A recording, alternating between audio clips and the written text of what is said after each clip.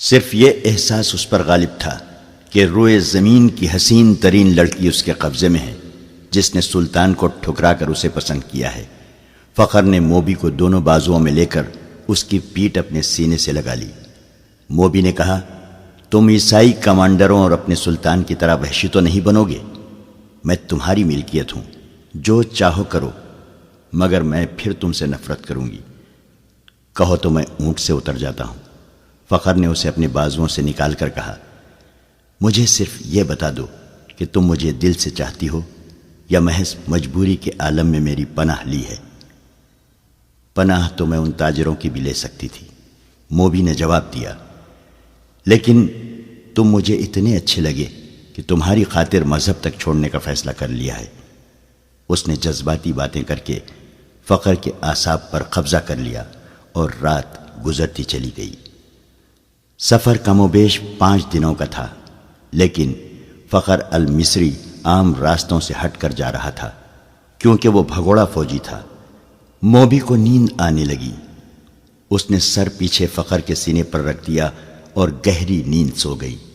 اونٹ چلتا رہا، فخر جاگتا رہا۔ صلاح الدین ایوبی صبح کی نماز پڑھ کر فارغ ہوا ہی تھا کہ دربان نے اطلاع دی کہ علی بن سفیان آیا ہے۔ سلطان دوڑ کر باہر نکلا۔ اس کے منہ سے علی بن سفیان کے سلام کے جواب سے پہلے یہ الفاظ نکلے، ادھر کیا خبر ہے؟ ابھی تک خیریت ہے، علی بن سفیان نے جواب دیا، مگر سوڈانی لشکر میں بے اطمینانی بڑھتی جا رہی ہے۔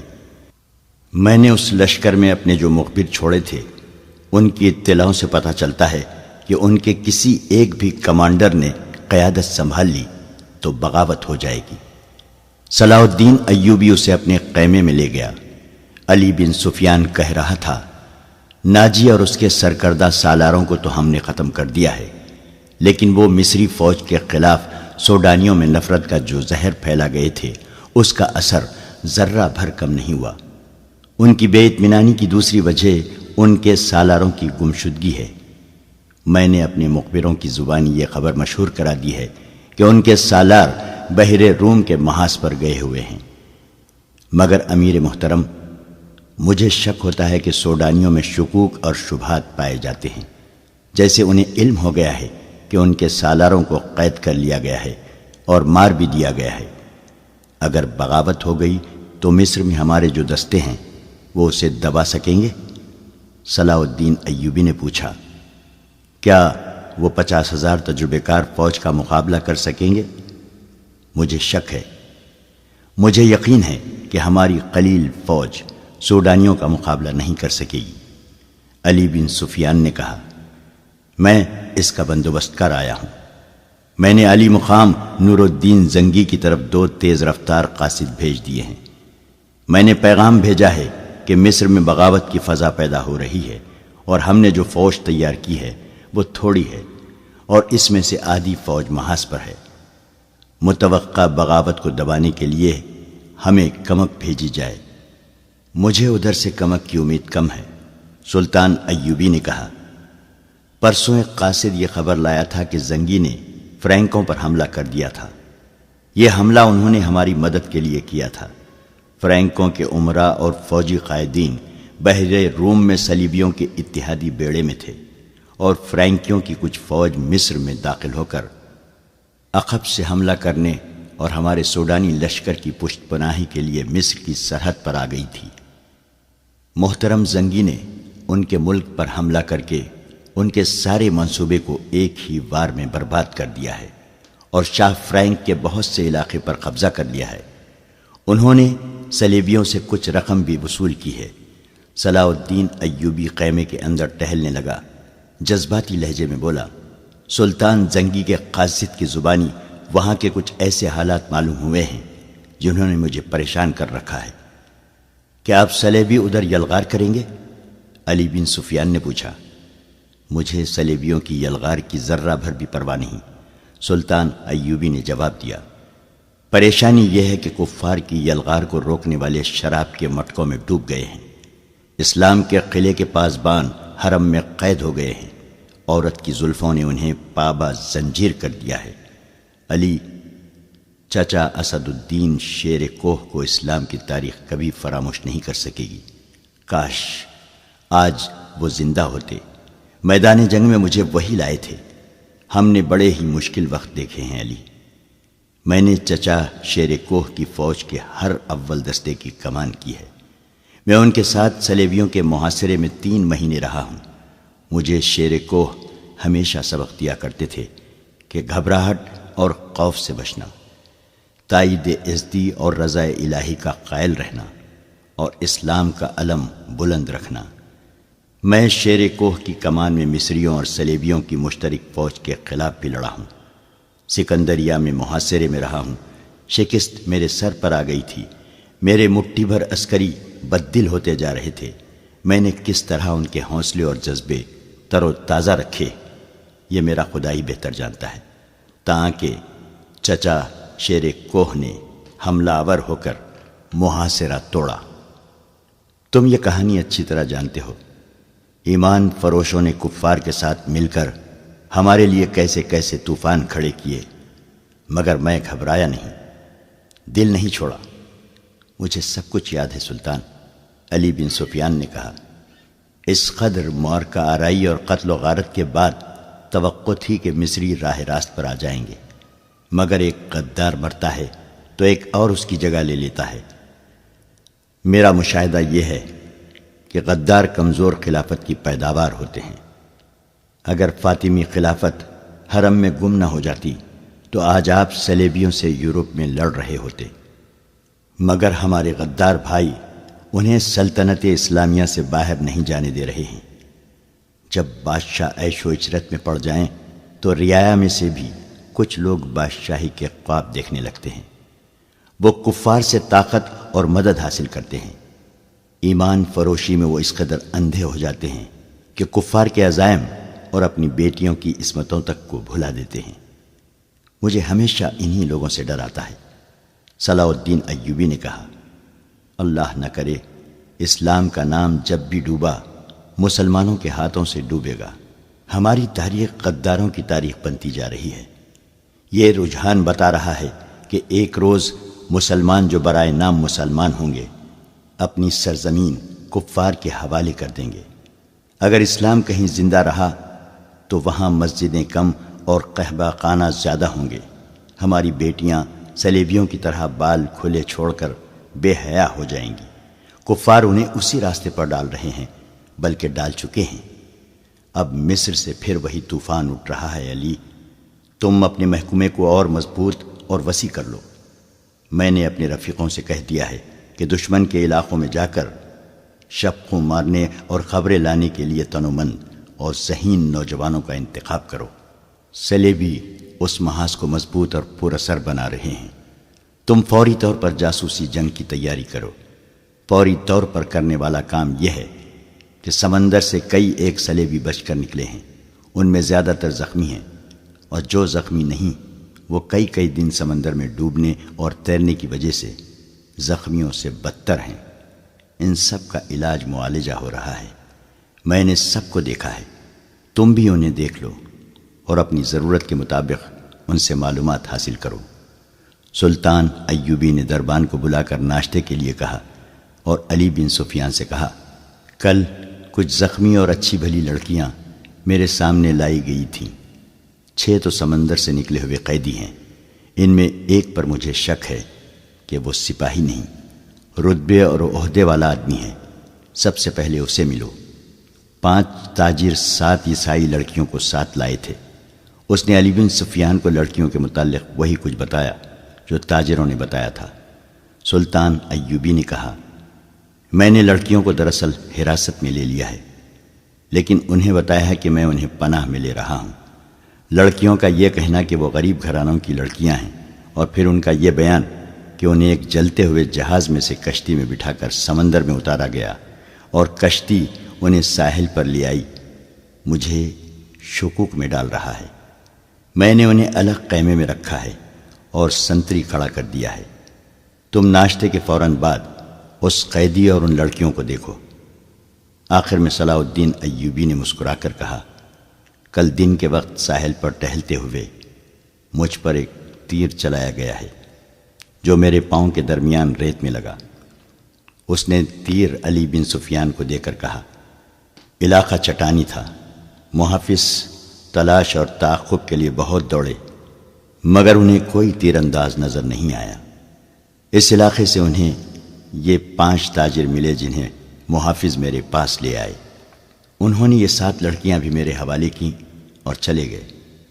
اور چلے گئے؟ علی بن سفیان نے حیرت سے کہا، آپ نے انہیں جانے کی اجازت دے دی؟ محافظوں نے ان کے سامان کی تلاشی لی تھی۔ سلطان ایوبی نے کہا، ان سے ایسی چیز برآمد نہیں ہوئی جس سے ان پر شک ہوتا۔ علی بن سفیان تیر کو غور سے دیکھتا رہا اور بولا، سلطان اور سراغ رساں کی نظر میں بڑا فرق ہوتا ہے۔ میں سب سے پہلے ان تاجروں کو پکڑنے کی کوشش کروں گا۔ علی بن سفیان سلطان ایوبی کے خیمے سے باہر نکلا تو دربان نے اسے کہا، یہ کماندار اطلاع لایا ہے کہ کل 7 عیسائی لڑکیاں قید میں آئی تھیں، ان میں سے ایک لاپتہ ہے۔ کیا سلطان کو یہ اطلاع دینا ضروری ہے؟ یہ کوئی اہم واقعہ تو نہیں کہ سلطان کو پریشان کیا جائے۔ علی بن سفیان گہری سوچ میں پڑ گیا۔ کماندار جو اطلاع دینے آیا تھا اس نے علی بن سفیان کے قریب آ کر آہستہ سے کہا، ایک عیسائی لڑکی کا لاپتہ ہو جانا تو اتنا اہم واقعہ نہیں، مگر اہم یہ ہے کہ فخر المصری نام کا کماندار بھی رات سے لاپتہ ہے۔ رات کے سنتریوں نے بتایا ہے کہ وہ لڑکیوں کے خیمے تک گیا تھا، وہاں سے زخمیوں کے خیموں کی طرف گیا اور پھر کہیں نظر نہیں آیا۔ رات وہ گشت پر نکلا تھا۔ علی بن سفیان نے ذرا سوچ کر کہا، یہ اطلاع سلطان تک ابھی نہ جائے۔ رات کے اس وقت کے تمام سنتریوں کو اکٹھا کرو جب فخر گشت پر نکلا تھا۔ اس نے سلطان ایوبی کے محافظ دستے کے کماندار سے کہا کہ کل سلطان کے ساتھ جو محافظ ساحل تک گئے تھے انہیں لاؤ۔ وہ وہیں تھے، چاروں سامنے آ گئے۔ تو علی بن سفیان نے انہیں کہا، کل جہاں تم نے تاجروں اور لڑکیوں کو دیکھا تھا وہاں فوراً پہنچو۔ اگر وہ تاجر ابھی تک وہیں ہیں تو انہیں حراست میں لے لو اور وہیں میرا انتظار کرو، اور اگر جا چکے ہوں تو فوراً واپس آ جاؤ۔ محافظ روانہ ہو گئے تو علی بن سفیان لڑکیوں کے خیمے تک گیا۔ 6 لڑکیاں باہر بیٹھی تھیں اور سنتری کھڑا تھا۔ علی نے لڑکیوں کو اپنے سامنے کھڑا کر کے عربی زبان میں پوچھا، 7ویں لڑکی کہاں ہے؟ لڑکیوں نے ایک دوسرے کے منہ کی طرف دیکھا اور سر ہلائے۔ علی بن سفیان نے کہا، تم سب ہماری زبان سمجھتی ہو۔ لڑکیاں اسے حیران سا ہو کے دیکھتی رہیں۔ علی ان کے چہروں اور ڈیل ڈول سے شک میں پڑ گیا تھا۔ وہ لڑکیوں کے پیچھے جا کھڑا ہوا اور عربی زبان میں کہا، ان لڑکیوں کے کپڑے اتار کر ننگا کر دو اور 12 وحشی قسم کے سپاہی بلا لاؤ۔ تمام لڑکیاں بدک کر پیچھے کو مڑی۔ 2-3 نے بیک وقت بولنا شروع کر دیا۔ وہ عربی زبان بول رہی تھیں، لڑکیوں کے ساتھ تم ایسا سلوک نہیں کر سکتے۔ ایک نے کہا، ہم تمہارے خلاف نہیں لڑیں۔ علی بن سفیان کی ہنسی نکل گئی۔ اس نے کہا، میں تمہارے ساتھ بہت اچھا سلوک کروں گا۔ تم نے جس طرح ایک ہی دھمکی سے عربی بولنی شروع کر دی ہے، اب بغیر کسی دھمکی کے یہ بتا دو کہ 7ویں لڑکی کہاں ہے۔ سب نے لا علمی کا اظہار کیا۔ علی نے کہا، میں اس سوال کا جواب لے کر رہوں گا۔ تم نے سلطان پر ظاہر کیا ہے کہ تم ہماری زبان نہیں جانتی، اب تم ہماری زبان ہماری طرح بول رہی ہو، کیا میں تمہیں چھوڑ دوں گا؟ اس نے سنتری سے کہا، انہیں خیمے کے اندر بٹھا دو۔ رات کے سنتری آ گئے تھے۔ فخر المصری کی گشت کے وقت کے سنتریوں سے علی بن سفیان نے پوچھ گچھ کی۔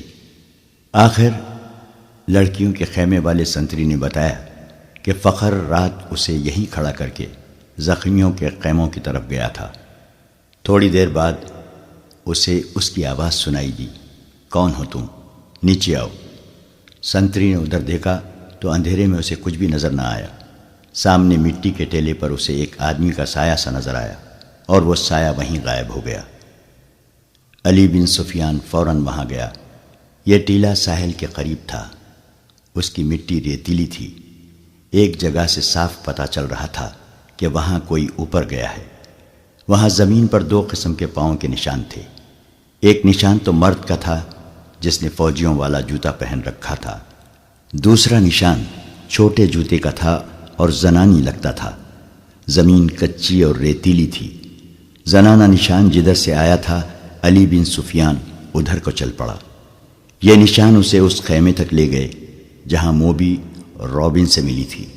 اس نے خیمے کا پردہ اٹھایا اور اندر چلا گیا۔ اس کی چہرہ شناس نگاہوں نے زخمی قیدیوں کو دیکھا۔ سب کے چہرے بھانپے رابن بیٹھا ہوا تھا۔ اس نے علی بن سفیان کو دیکھا اور فوراً ہی کراہنے لگا، جیسے اسے درد کا اچانک دورہ پڑا ہو۔ علی نے اسے کندھے سے پکڑ کر اٹھا لیا اور خیمے سے باہر لے گیا۔ اس سے پوچھا، رات کو ایک قیدی لڑکی اس خیمے میں آئی تھی؟ کیوں آئی تھی؟ رابن اسے ایسی نظروں سے دیکھنے لگا جن میں حیرت تھی اور ایسا تاثر بھی جیسے وہ کچھ سمجھا ہی نہ ہو۔ علی بن سفیان نے اسے آہستہ سے کہا، تم میری زبان سمجھتے ہو دوست، میں تمہاری زبان سمجھتا ہوں، بول سکتا ہوں، لیکن تمہیں میری زبان میں جواب دینا ہوگا۔ رابن اس کا منہ دیکھتا رہا۔ علی نے سنتری سے کہا، اسے خیمے سے باہر رکھو۔ علی بن سفیان خیمے کے اندر چلا گیا اور قیدیوں سے ان کی زبان میں پوچھا، رات کو لڑکی اس خیمے میں کتنی دیر رہی تھی؟ دیکھو، اپنے آپ کو اذیت میں نہ ڈالو۔ سب چپ رہے، مگر ایک اور دھمکی سے ایک زخمی نے بتا دیا کہ لڑکی خیمے میں آئی تھی اور رابن کے پاس بیٹھی تھی یا لیٹی رہی تھی۔ یہ زخمی سمندر میں جلتے جہاز سے کودا تھا۔ اس نے آگ کا بھی اور پانی کا بھی قہر دیکھا تھا۔ وہ اتنا زخمی نہیں تھا جتنا کہ وہ خوفزدہ تھا۔ وہ کسی اور مصیبت میں پڑنے کے لیے تیار نہیں تھا۔ اس نے بتایا کہ اسے یہ معلوم نہیں کہ رابن اور لڑکی کے درمیان کیا باتیں ہوئیں اور لڑکی کون تھی۔ اسے یہ بھی معلوم نہیں کہ رابن کا عہدہ کیا ہے۔ وہ اس کے صرف نام سے واقف تھا۔ اس نے یہ بھی بتا دیا کہ رابن اس کیمپ میں آنے تک بالکل تندرست تھا۔ یہاں آ کر وہ اس طرح کراہنے لگا جیسے اسے اچانک کسی بیماری کا دورہ پڑ گیا ہو۔ علی بن سفیان ایک محافظ کی رہنمائی میں ان 5 آدمیوں کو دیکھنے چلا گیا جو تاجروں کے بحروپ میں کچھ دور قیمہ زن تھے۔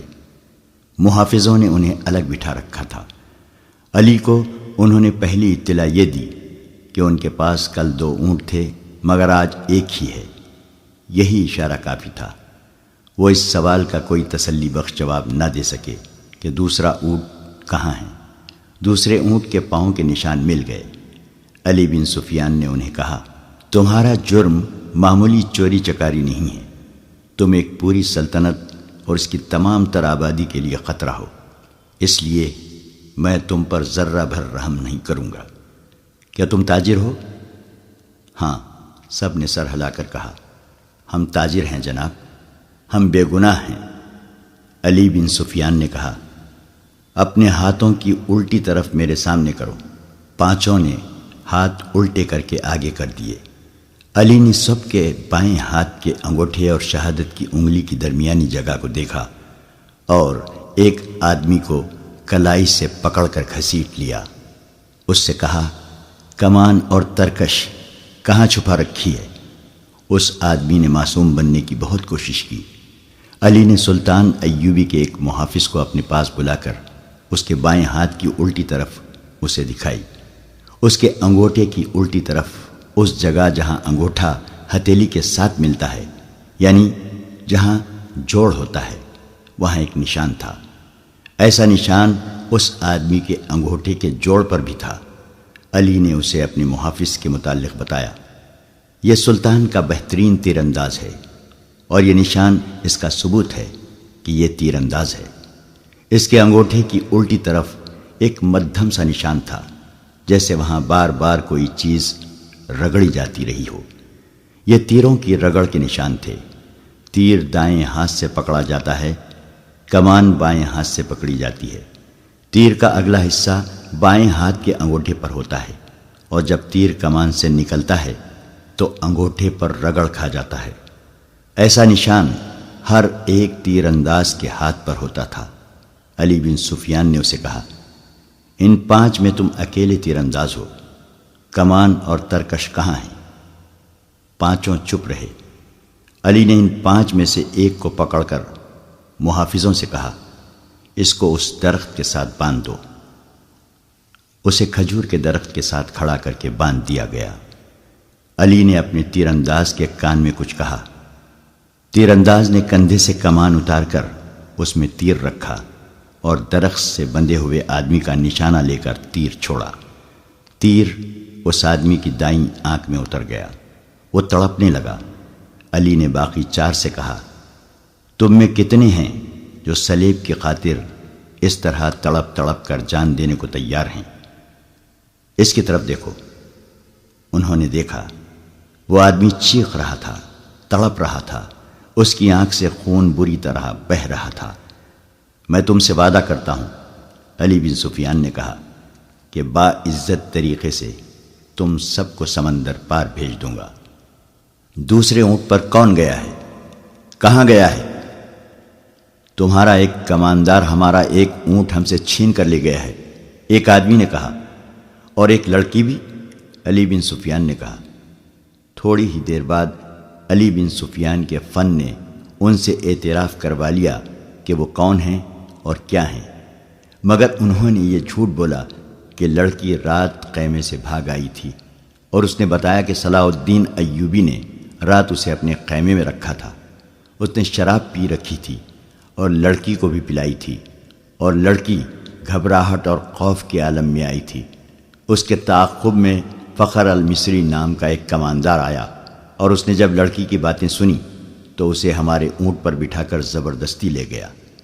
انہوں نے وہ تمام بہتان علی بن سفیان کو سنائے جو لڑکی نے سلطان ایوبی پر لگائے تھے۔ علی نے مسکرا کر کہا، تم 5 تربیت یافتہ عسکری اور تیر انداز، اور ایک آدمی تم سے لڑکی بھی لے بھاگا اور اونٹ بھی۔ اس نے انہی کی نشاندہی پر زمین میں دبائی ہوئی کمان اور ترکش بھی نکلوا لی۔ ان 4 کو خیمہ گاہ میں بھجوا دیا گیا۔ 5واں آدمی تڑپ تڑپ کر مر چکا تھا۔ اونٹ کے پاؤں کے نشان صاف نظر آ رہے تھے۔ علی بن سفیان نے نہایت سرس سے 10 سوار بلائے اور انہیں اپنی کمان میں لے کر اس طرف روانہ ہو گیا جدھر اونٹ گیا تھا، مگر اونٹ کی روانگی اور اس کے تعاقب میں علی بن سفیان کی روانگی میں 14-15 گھنٹوں کا فرق تھا۔ اونٹ تیز تھا اور اسے آرام کی بھی زیادہ ضرورت نہیں تھی۔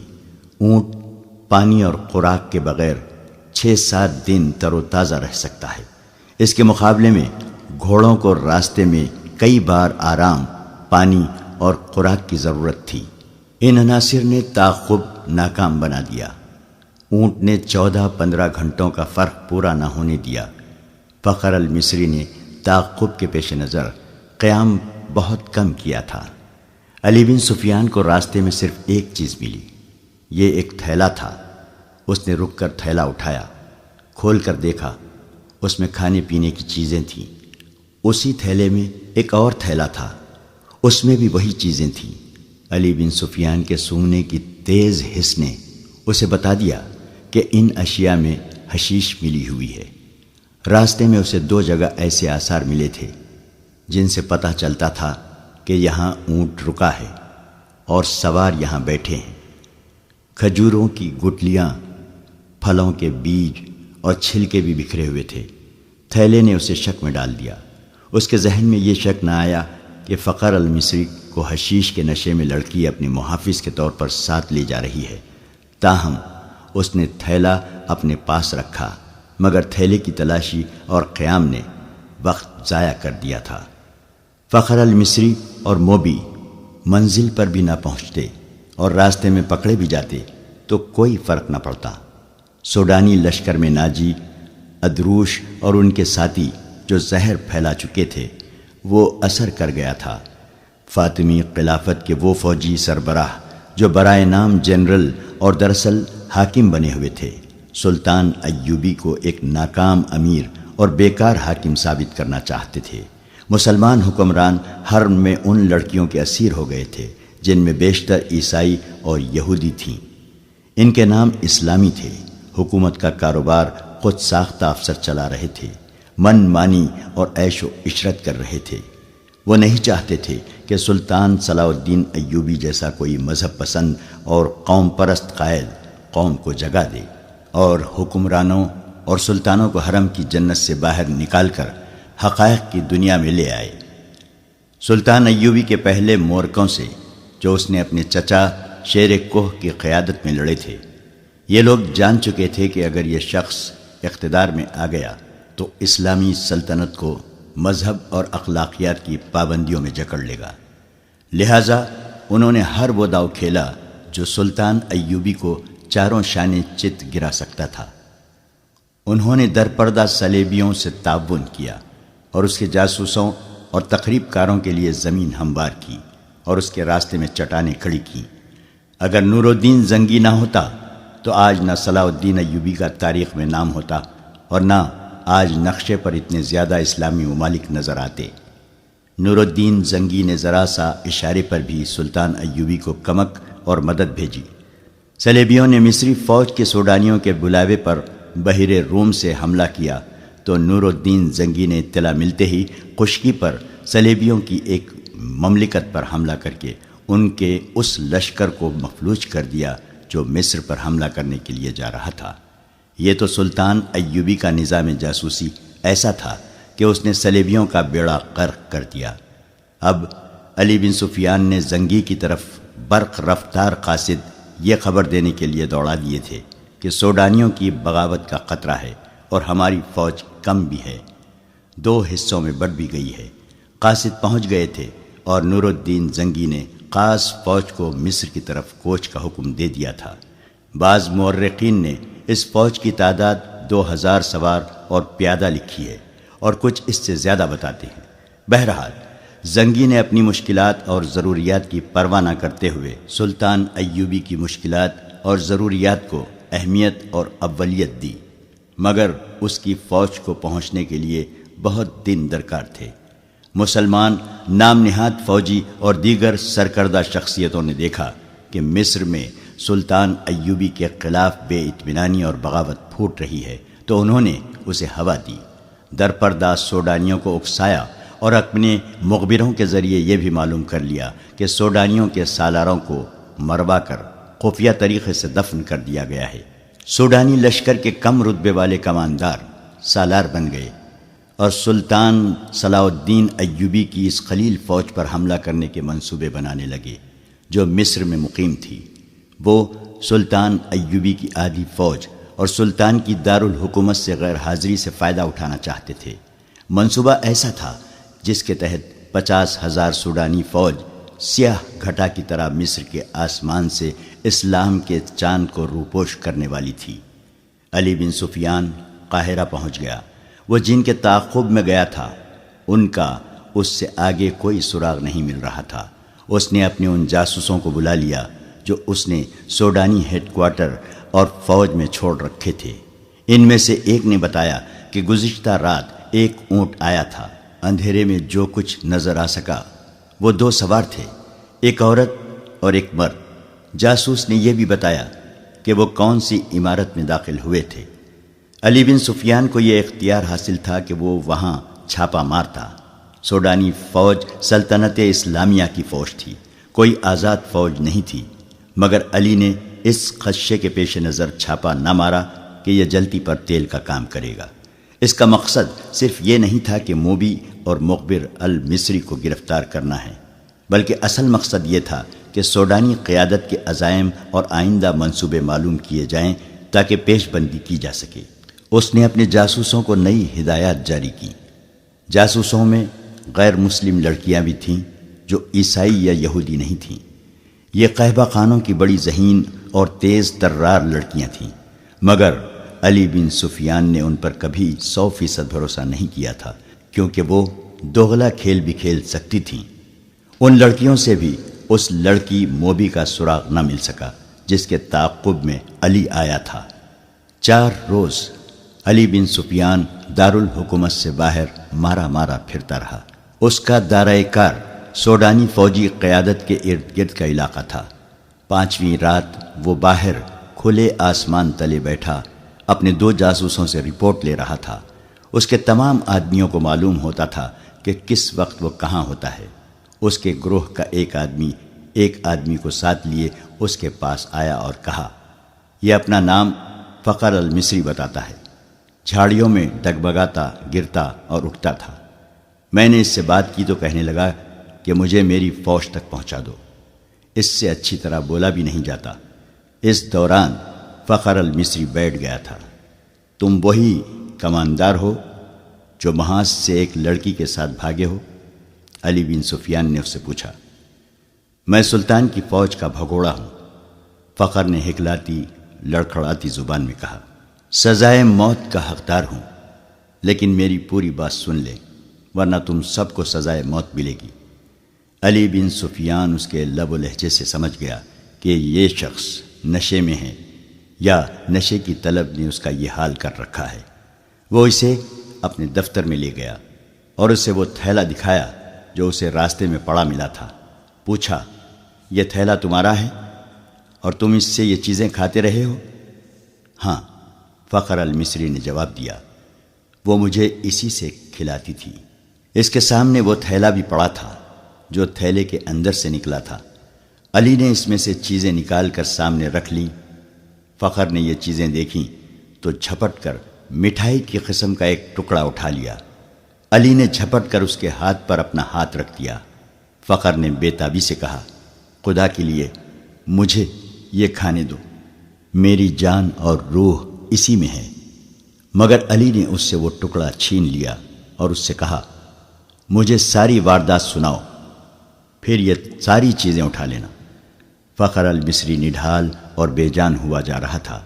علی بن سفیان نے اسے ایک سفوف کھلا دیا جو حشیش کا توڑ تھا۔ فخر نے اسے تمام تر واقعہ سنا دیا کہ وہ کیمپ سے لڑکی کے تعاقب میں کس طرح گیا تھا۔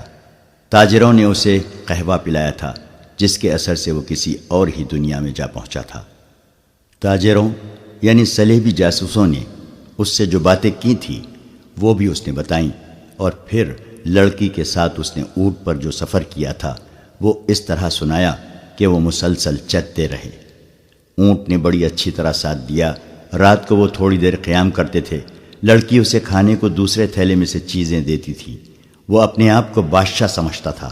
لڑکی نے اسے اپنی محبت کا یقین دلایا اور شادی کا وعدہ کیا تھا، اور شرط یہ رکھی تھی کہ وہ اسے سوڈانی کمانداروں کے پاس پہنچا دے۔ وہ راستے میں ہی لڑکی کو شادی کے بغیر بیوی بنانے کی کوشش کرتا رہا، لیکن لڑکی اسے اپنی باہوں میں لے کر پیار اور محبت سے ایسے ارادے اور خواہش کو مار دیتی۔ فخری نے محسوس تک نہ کیا کہ لڑکی اسے حشیش اور اپنے حسن و شباب کے قبضے میں لیے ہوئے ہے۔ تیسرے پڑاؤ میں جب انہوں نے کھانے پینے کے لیے اونٹ روکا تو تھیلا غائب پایا جو اونٹ کے دوڑنے سے کہیں گر پڑا تھا۔ لڑکی نے اسے کہا کہ واپس چل کر تھیلا ڈھونڈ لیتے ہیں، لیکن فخر المصری نے کہا کہ وہ بھگوڑا فوجی ہے، خدشہ ہے کہ اس کا تعاقب ہو رہا ہوگا۔ لڑکی ضد کرنے لگی کہ تھیلا ضرور ڈھونڈیں گے۔ فخر نے اسے یقین دلایا کہ بھوکا مرنے کا کوئی خطرہ نہیں، راستے میں کسی آبادی سے کچھ کھا لیں گے۔ مگر لڑکی آبادی کے قریب جانا نہ چاہتی تھی اور کہتی تھی کہ واپس چلو۔ فخر المصری نے اسے زبردستی اونٹ پر بٹھا لیا اور اس کے پیچھے بیٹھ کر اونٹ کو اٹھایا اور دوڑا دیا۔ وہ سفر کی تیسری رات تھی۔ اگلی شام وہ شہر سے باہر سوڈانیوں کے ایک کماندار کے ہاں پہنچ گئے، مگر فخر المصری اپنے سر کے اندر ایسی بے چینی محسوس کرنے لگا جیسے کھوپڑی میں کیڑے رینگ رہے ہوں۔ آہستہ آہستہ وہ حقیقی دنیا میں آ گیا۔ وہ سمجھ نہ سکا کہ یہ حشیش نہ ملنے کا اثر ہے۔ اس کی تصوراتی بادشاہی اور ذہن میں بسائی ہوئی جنت تھیلے میں کہیں ریگزار میں گر گئی تھی۔ لڑکی نے اس کے سامنے کماندار کو صلیبیوں کا پیغام دیا اور اسے بغاوت پر اکسایا۔ فخر پاس بیٹھا سنتا رہا۔ اس کے ذہن میں کیڑے بڑے ہو کر تیزی سے رینگنے لگے۔ نشہ اتر چکا تھا۔ اسے یاد آنے لگا کہ وہ محاذ سے بھاگ آیا ہے۔ لڑکی موبی کو یہی خوش فہمی ہوگی کہ فخر پر نشہ طاری ہے، چنانچہ اس نے بے خوف و خطر کاماندار سے یہ بھی کہہ دیا کہ سلطان ایوبی اور علی بن سفیان کے درمیان یہ غلط فہمی پیدا کرنی ہے کہ وہ ظاہری طور پر نیک بنتے پھرتے ہیں مگر عورت اور شراب کے دل دادا ہیں۔ ان کی اس طویل گفتگو میں بغاوت کی باتیں بھی ہوئیں۔ اس وقت تک فخر المصری پوری طرح بیدار ہو چکا تھا، لیکن سر کے اندر کی بے چینی اسے بہت پریشان کر رہی تھی۔ لڑکی نے کماندار سے کہا کہ اگر بغاوت کرنی ہے تو وقت ضائع نہ کریں، سلطان ایوبی محاذ پر ہے اور الجھا ہوا ہے۔ لڑکی نے یہ جھوٹ بولا کہ سلیبی 3-4 دنوں بعد دوسرا حملہ کرنے والے ہیں۔ سلطان ایوبی کو یہاں سے بھی فوج محاذ پر بلانی پڑے گی۔ کماندار نے لڑکی کو بتایا کہ 6-7 دنوں تک سوڈانی لشکر یہاں کی فوج پر حملہ کر دے گا۔ فخر یہ ساری باتیں سنتا رہا۔ آدھی رات کے بعد اسے الگ کمرے میں بھیج دیا گیا جہاں اس کے سونے کا انتظام تھا۔ لڑکی اور کماندار دوسرے کمرے میں رہے۔ درمیان میں دروازہ تھا جو بند کر دیا گیا۔ اسے نیند نہیں آ رہی تھی۔ اس نے دروازے کے ساتھ کان لگائے تو اسے ہنسی کی آوازیں سنائی دیں۔ پھر لڑکی کے یہ الفاظ سنائی دیے، اسے حشیش کے زور پر یہاں تک لائی ہوں اور اس کی محبوبہ بنی رہی ہوں۔ مجھے ایک محافظ کی ضرورت تھی۔ حشیش کا تھیلا راستے میں گر پڑا ہے۔ اگر صبح اسے ایک خوراک نہ ملی تو یہ پریشان کرے گا۔ اس کے بعد فخر نے دوسرے کمرے سے جو آوازیں سنی وہ اسے صاف بتا رہی تھیں کہ شراب پی جا رہی ہے اور بدکاری ہو رہی ہے۔ بہت دیر بعد اسے کماندار کی آواز سنائی دی، یہ آدمی اب ہمارے لیے بیکار ہے، اسے قید میں ڈال دیتے ہیں یا ختم کرا دیتے ہیں۔ لڑکی نے اس کی تائید کی۔ فخر المصری پوری طرح بیدار ہو گیا اور وہاں سے نکل بھاگنے کی سوچنے لگا۔ رات کا پچھلا پہر تھا۔ وہ اس کمرے سے نکلا۔ اس کا دماغ ساتھ نہیں دے رہا تھا۔ کبھی تو دماغ صاف ہو جاتا مگر زیادہ دیر معوف رہتا۔ صبح کی روشنی پھیلنے تک وہ خطرے سے دور نکل گیا تھا۔ اسے اب دوہرے تعاقب کا خطرہ تھا۔ دونوں طرف اسے موت نظر آ رہی تھی۔ اپنی فوج کے ہاتھوں گرفتار ہو جاتا تو بھی مجرم تھا، اور اگر سوڈانی پکڑ لیتے تو فوراً قتل کر دیتے۔ وہ دن بھر فرعونوں کے کھنڈروں میں چھپا رہا۔ حشیش کی طلب، خوف اور غصہ اس کے جسم اور دماغ کو بیکار کر رہا تھا۔ رات تک وہ چلنے سے بھی معذور ہوا جا رہا تھا۔ پھر اسے یہ بھی احساس نہ رہا کہ دن ہے یا رات، وہ کہاں ہے۔ اس کے دماغ میں یہ ارادہ بھی آیا کہ اس عیسائی لڑکی کو جا کر قتل کر دے۔ یہ سوچ بھی آئی کہ اونٹ یا گھوڑا مل جائے اور وہ محاذ پر سلطان ایوبی کے قدموں میں جا گرے، مگر جو بھی سوچ آتی تھی اس پر اندھیرا چھا جاتا تھا جو اس کی آنکھوں کے سامنے آ کر ہر چیز تاریک کر دیتا تھا۔ اسی حالت میں اسے یہ آدمی ملا۔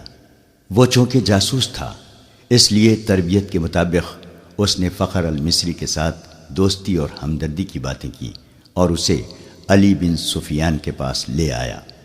تصدیق ہو گئی کہ سوڈانی لشکر حملہ اور بغاوت کرے گا اور یہ کسی بھی لمحے ہو سکتا ہے۔ علی بن سفیان سوچ رہا تھا کہ مقامی کمانڈروں کو فوراً چوکن نہ کرے اور سلطان ایوبی کو اطلاع دے، مگر وقت ضائع ہونے کا خطرہ تھا۔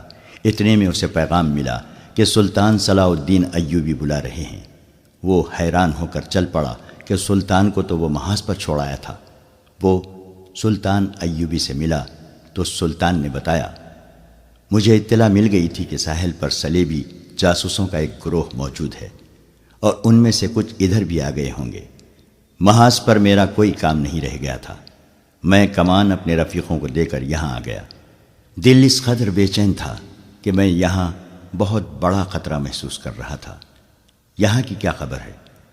علی بن سفیان نے اسے ساری خبر سنا دی اور کہا، اگر آپ چاہیں تو میں زبان کا ہتھیار استعمال کر کے بغاوت کو روکنے کی کوشش کروں یا سلطان زنگی کی مدد آنے تک ملتوی کرا دوں۔ میں جاسوسوں کو ہی استعمال کر سکتا ہوں۔ ہماری فوج بہت کم ہے، حملے کو نہیں روک سکے گی۔ سلطان ایوبی ٹہلنے لگا۔ اس کا سر جھکا ہوا تھا۔ وہ گہری سوچ میں کھو گیا تھا اور علی بن سفیان اسے دیکھ رہا تھا۔ سلطان نے رک کر کہا، ہاں علی، تم اپنی زبان اور اپنے جاسوس استعمال کرو، لیکن حملے کو روکنے کے لیے نہیں، بلکہ حملے کے حق میں۔ سوڈانیوں کو حملہ کرنا چاہیے، مگر رات کے وقت جب ہماری فوج خیموں میں سوئی ہوئی ہوگی۔ علی بن سفیان نے حیرت سے سلطان کو دیکھا۔ سلطان نے کہا، یہاں کے تمام کمانداروں کو بلوا لو اور تم بھی آ جاؤ۔ سلطان ایوبی نے علی بن سفیان کو یہ ہدایت بڑی سختی سے دی، سب کو یہ بتا دینا کہ میرے متعلق ان کے سوا کسی کو معلوم نہ ہو سکے کہ میں محاذ سے یہاں آ گیا ہوں۔ سوڈانیوں سے میری یہاں موجودگی کو پوشیدہ رکھنا بے حد ضروری ہے۔ میں بڑی احتیاط سے خفیہ طریقے سے آیا ہوں۔ 3 راتیں بعد قاہرہ تاریک رات کے آغوش میں گہری نیند سویا ہوا تھا۔ 1 روز پہلے قاہرہ کے لوگوں نے دیکھا تھا کہ ان کی فوج جو مصر سے تیار کی گئی تھی شہر سے باہر جا رہی ہے۔ انہیں بتایا گیا تھا کہ فوج جنگی مشق کے لیے شہر سے باہر گئی ہے۔ نیل کے کنارے جہاں ریتیلی چٹانیں اور ٹیلے ہیں، وہاں دریا اور ٹیلوں کے درمیان فوج نے جا کر خیمے گاڑ دیے تھے۔ فوج پیادہ بھی تھی، سوار بھی۔ رات کا پہلا نصف گزر رہا تھا کہ قاہرہ کے سوئے ہوئے باشندوں کو دور قیامت کا شور سنائی دیا۔ گھوڑوں کے سرپٹ بھاگنے کی آوازیں بھی سنائی دی۔ سوئے ہوئے لوگ جاگ اٹھے۔ وہ سمجھے کہ فوج جنگی مشق کر رہی ہے، مگر شور قریب آتا اور بلند ہوتا گیا۔ لوگوں نے چھتوں پر چڑھ کر دیکھا، آسمان لال سرخ ہو رہا تھا۔ بعض نے دیکھا کہ دور دریائے نیل سے آگ کے شعلے اٹھتے اور تاریک رات کا سینہ چاک کرتے، خشکی پر کہیں گرتے تھے۔ پھر شہر میں سینکڑوں سرپٹ دوڑتے گھوڑوں کے ٹاپو سنائی دیے۔ شہر والوں کو ابھی معلوم نہیں تھا کہ یہ جنگی مشق نہیں، باقاعدہ جنگ ہے۔ جو آگ لگی ہوئی ہے اس میں سوڈانی لشکر کا خاصا بڑا حصہ زندہ چل رہا ہے۔ یہ سلطان صلاح الدین ایوبی کی ایک بے مثال چال تھی۔ اس نے دارالحکومت میں مقیم قلیل فوج کو دریائے نیل اور ریتیلے ٹیلوں کے درمیان وسیع میدان میں خیمہ زن کر دیا تھا۔ علی بن سفیان نے اپنے فن کا مظاہرہ کیا تھا۔ اس نے سوڈانی لشکر میں اپنے آدمی بھیج کر بغاوت کی آگ بھڑکا دی تھی۔ اس کے کمانداروں سے یہ فیصلہ کروا لیا تھا کہ رات کو جب سلطان کی فوج گہری نیند سوئی ہوئی ہوگی اس پر سوڈانی فوج حملہ کر دے گی اور صبح تک ایک ایک سپاہی کا سپاہیا کر کے دارالحکومت پر بے خوف و خطر قابض ہو جائے گی، اور سوڈانی فوج کا دوسرا حصہ بحیرہ روم کے ساحل پر مقیم فوج پر حملہ کرنے کے لیے روانہ کر دیا جائے گا۔ اس فیصلے اور منصوبے کے مطابق سوڈانی فوج کا ایک حصہ نہایت خفیہ طریقے سے رات کو بحیرہ روم کے محاذ کی طرف روانہ کر دیا گیا، اور دوسرا حصہ دریائے نیل کے کنارے خیمہ زن فوج پر ٹوٹ پڑا۔ اس فوج نے سیلاب کی طرح 1 میل وسعت میں پھیلی ہوئی خیمہ گاہ پر حلہ بول دیا اور بہت ہی تیزی سے اس علاقے میں پھیل گئی۔ اچانک خیموں پر آگ کے تیر اور تیل میں بھیگے ہوئے کپڑوں کے جلتے گولے برسنے لگے۔ نیل بھی آگ برسانے لگا۔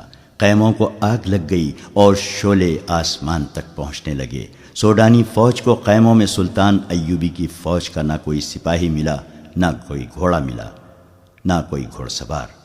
اس فوج کو وہاں تمام خالی خیمے ملے، کوئی مقابلے کے لیے نہ اٹھا، اور اچانک آگ ہی آگ پھیل گئی۔ انہیں معلوم نہ تھا کہ سلطان ایوبی نے رات کے پہلے پہر خیموں سے اپنی فوج کو نکال کر ریتیلے ٹیلوں کے پیچھے چھپا دیا تھا اور خیموں میں خشک گھاس کے ڈھیر لگوا دیے تھے۔ خیموں پر اور اندر بھی تیل چھڑک دیا تھا۔ اس نے کشتیوں میں چھوٹی منجنیقیں رکھوا کر شام کے بعد ضرورت کی جگہ بھجوا دی تھی۔ جو ہی سوڈانی فوج خیمہ گاہ میں آئی، سلطان کی چھپی ہوئی فوج نے آگ والے تیر اور نیل سے کشتیوں میں رکھی ہوئی منجنیقوں نے آگ کے گولے پھینکنے شروع کر دیے۔ خیموں کو آگ لگی تو گھاس اور تیل نے وہاں دوزخ کا منظر بنا دیا۔ سوڈانیوں کے گھوڑے اور پیادہ سپاہیوں کو روندنے لگے۔ سپاہیوں کے لیے آگ سے نکلنا ناممکن ہو گیا۔ چیخوں نے آسمان کا جگر چاک کر دیا۔ اس قدر آگ نے رات کو دن بنا دیا۔ سلطان ایوبی کی مٹھی بھر فوج نے آگ میں جلتی سوڈانیوں کی فوج کو گھیرے میں لے لیا۔ جو آگ سے بچ کر نکلتا تھا وہ تیروں کا نشانہ بن جاتا تھا۔ جو فوج بچ گئی وہ بھاگ نکلی۔ ادھر سوڈانیوں کی جو فوج محاذ کی طرف سلطان کی فوج پر حملہ کرنے جا رہی تھی، اس کا بھی سلطان صلاح الدین ایوبی نے انتظام کر رکھا تھا۔ چند ایک دستے گھات لگائے بیٹھے تھے۔ ان دستوں نے اس فوج کے پچھلے حصے پر حملہ کر کے ساری فوج میں بھگدڑ مچا دی۔ یہ دستے ایک حملے میں جو نقصان کر سکتے تھے کر کے اندھیرے میں غائب ہو گئے۔ سوڈانی فوج سنبھل کر چلی تو پچھلے حصے پر ایک اور حملہ ہوا۔ یہ برق رفتار سوار تھے جو حملہ کر کے غائب ہو گئے۔ صبح تک اس فوج کے پچھلے حصے پر 3 حملے ہوئے۔ سوڈانی سپاہی اسی سے بددل ہو گئے۔ انہیں مقابلہ کرنے کا تو موقع ہی نہ ملتا تھا۔ دن کے وقت کمانداروں نے بڑی مشکل سے فوج کا حوصلہ بحال کیا، مگر رات کو کوچ کے دوران ان کا پھر وہی حشر ہوا۔ دوسری رات تاریکی میں ان پر تیر بھی برسے۔ انہیں اندھیرے میں گھوڑے دوڑانے کی آوازیں سنائی دیتی تھیں جو ان کی فوج کے عقب میں کشت و خون کرتی دور چلی جاتی تھیں۔ 3-4 یورپی مورخوں نے، جن میں لینپور اور ولیم خاص طور پر قابل ذکر ہیں، لکھا ہے کہ دشمن کی کثیر نفری پر رات کے وقت چند ایک سواروں سے عقبی حصے پر شبقوں مارنا اور غائب ہو جانا سلطان ایوبی کی ایسی جنگی چال تھی جس نے آگے چل کر صلیبیوں کو بہت نقصان پہنچایا۔ اس طرح صلاح الدین ایوبی دشمن کی پیش قدمی کی رفتار کو بہت سست کر دیتا تھا اور دشمن کو مجبور کر دیتا تھا کہ وہ اس کی پسند کے میدان میں لڑے، جہاں سلطان ایوبی نے جنگ کا پھانسا پلٹنے کا انتظام کر رکھا ہوتا تھا۔ ان مورخین نے سلطان ایوبی کے ان جاباز سواروں کی جرأت اور برق رفتاری کی بہت تعریف کی ہے۔ آج کے جنگی مبصر جن کی نظر جنگوں کی تاریخ پر ہے، رائے دیتے ہیں کہ آج کے کمانڈو اور گوریلا آپریشن کا موجد سلطان صلاح الدین ایوبی ہے۔ وہ اس طریقے جنگ سے دشمن کے منصوبے درہم برہم کر دیا کرتا تھا۔ سوڈانیوں پر اس نے یہی طریقہ آزمایا اور صرف 2 راتوں کے بار بار کے شبقوں سے اس نے سوڈانی سپاہیوں کا لڑنے کا جذبہ ختم کر دیا۔ اس کی قیادت میں کوئی دماغ نہ تھا۔ یہ قیادت فوج کو سنبھال نہ سکی۔ اس فوج میں علی بن سفیان کے بھی آدمی سوڈانی سپاہیوں کے بھیس میں موجود تھے۔ انہوں نے یہ افواہ پھیلا دی کہ عرب سے ایک لشکر آ رہا ہے جو انہیں کاٹ کر رکھ دے گا۔ انہوں نے بددلی اور فرار کا رجحان پیدا کرنے میں پوری کامیابی حاصل کی۔ فوج غیر منظم ہو کر بکھر گئی۔ نیل کے کنارے اس فوج کا جو حشر ہوا وہ عبرتناک تھا۔ یہ افواہ غلط ثابت نہ ہوئی کہ عرب سے فوج آ رہی ہے۔ نور الدین زنگی کی فوج آ گئی جس کی نفری بہت زیادہ نہیں۔ بعض مورخین نے 2000 سوار اور 2000 پیادہ لکھی ہے۔ بعض کے اعداد و شمار اس سے کچھ زیادہ ہیں۔ تاہم یہ صلاح الدین ایوبی کو سہارا مل گیا اور اس نے فوراً اس کمک کی قیادت سنبھال لی، اس کیفیت میں کہ جبکہ سوڈانیوں کا 50,000 لشکر سلطان ایوبی کے آگ کے پھندے میں اور ادھر صحرا میں شبقونوں کی وجہ سے بدنظمی کا شکار ہو گیا تھا، یہ تھوڑی سی کمک بھی کافی تھی۔ سلطان ایوبی اس کمک سے اور اپنی فوج سے سوڈانیوں کا قتل عام کر سکتا تھا، لیکن اس نے ڈپلومیسی سے کام لیا۔ سوڈانی کمان کے کمانداروں کو پکڑا اور انہیں ذہن نشین کرایا کہ ان کے لیے تباہی کے سوا کچھ نہیں رہا، لیکن وہ انہیں تباہ نہیں کرے گا۔ کمانداروں نے اپنا حشر دیکھ لیا تھا۔ وہ اب سلطان کے عتاب اور سزا سے خائف تھے، لیکن سلطان نے انہیں بخش دیا اور سزا دینے کی بجائے سوڈانیوں کی بچی کچی فوج کو سپاہیوں سے کاشتکاروں میں بدل دیا۔ انہیں زمینیں دیں اور کھیتی باڑی میں انہیں سرکاری طور پر مدد دی، اور پھر انہیں یہ بھی اجازت دے دی کہ ان میں سے جو لوگ فوج میں بھرتی ہونا چاہتے ہیں ہو سکتے ہیں۔ سوڈانیوں کو یوں دانش مندی سے ٹھکانے لگا کر سلطان صلاح الدین ایوبی نے نور الدین زنگی کی بھیجی ہوئی فوج اور اپنی فوج کو یکجا کر کے اس میں وفادار سوڈانیوں کو بھی شامل کر کے ایک فوج منظم کی اور صلیبیوں پر حملے کے منصوبے بنانے لگا۔ اس نے علی بن سفیان سے کہا کہ وہ اپنے جاسوسوں اور شبقوں مارنے والے جانبازوں کے دستے فوراً تیار کرے۔ ادھر صلیبیوں نے بھی جاسوسی اور تخریب کاری کا انتظام مستحکم کرنا شروع کر دیا۔